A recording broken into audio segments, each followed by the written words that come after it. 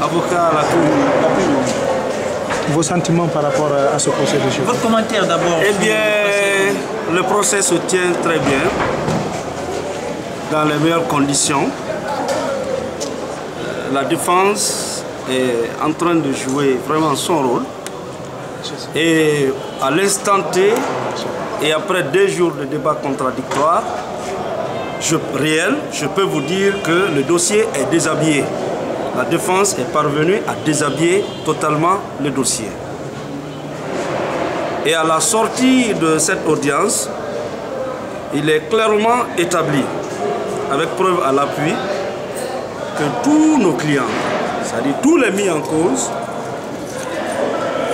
qu'ils soient administrateurs ou organisateurs ou de la sécurité privée, je le précise, ont pris toutes les dispositions nécessaires pour la bonne tenue du concert.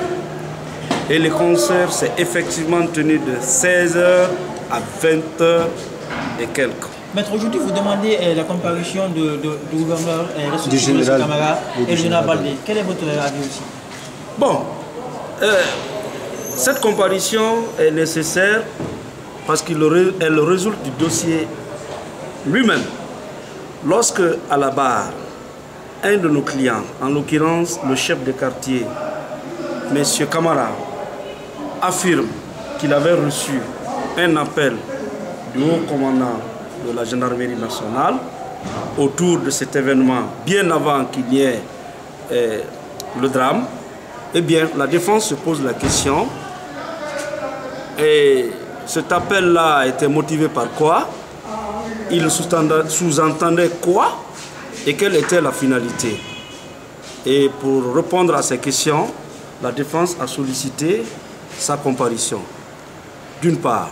D'autre part, le gouverneur, l'ex-gouverneur Sékou Rescos Camara, il a été dit haut et fort ici qu'il avait pris une décision d'interdiction. Or, les débats ont suffisamment démontré, avec preuve à l'appui, qu'en réalité, il n'y avait aucune interdiction légale permettant l'organisation de ce concert.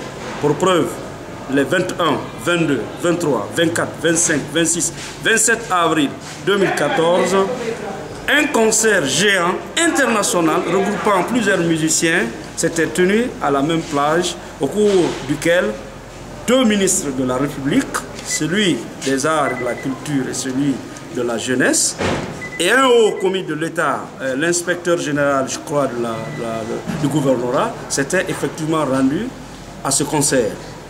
Ce qui signifie qu'en réalité, il n'y avait aucune interdiction.